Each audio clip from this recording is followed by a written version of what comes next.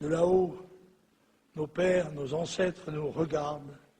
Par leur sacrifice, souvent, au prix de leur sueur et de leur sang, ils nous ont légué une France libre et prospère. Aujourd'hui, c'est à nous de nous en montrer dignes. Mais avant de vous quitter, je voudrais vous lancer un message solennel.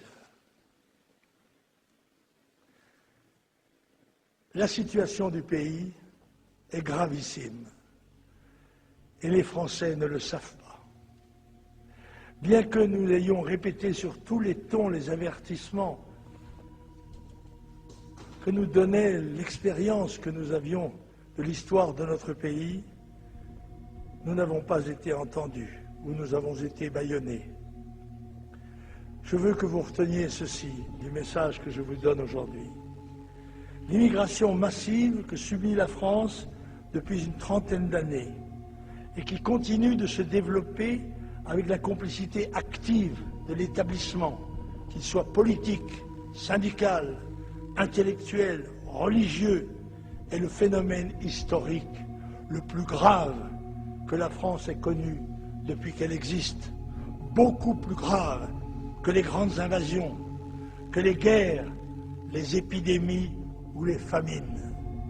En relation avec l'explosion démographique du monde, de 1 à 7 milliards d'habitants en un siècle, avec le processus européen qui a supprimé nos frontières et nos défenses militaires, policières, civiques et morales, et la désagrégation de ces structures nationales, mentales, religieuses, elles roulent de plus en plus vite sur la pente de la décadence, vers le précipice de la servitude et de la mort de notre civilisation.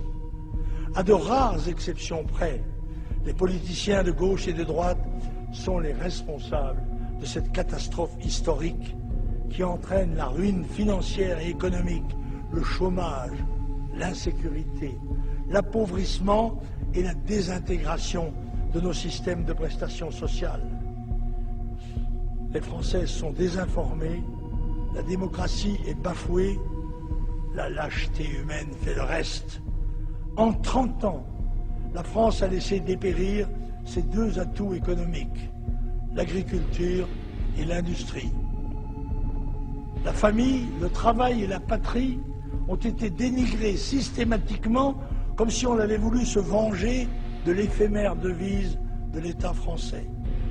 Le peuple vieillissant et perdant sa dynamique vitale sous les pressions hédonistes sera demain à la merci de masses étrangères, jeunes, conquérantes, sans pitié pour ceux qui avaient abdiqué leur droit à la vie et à la liberté.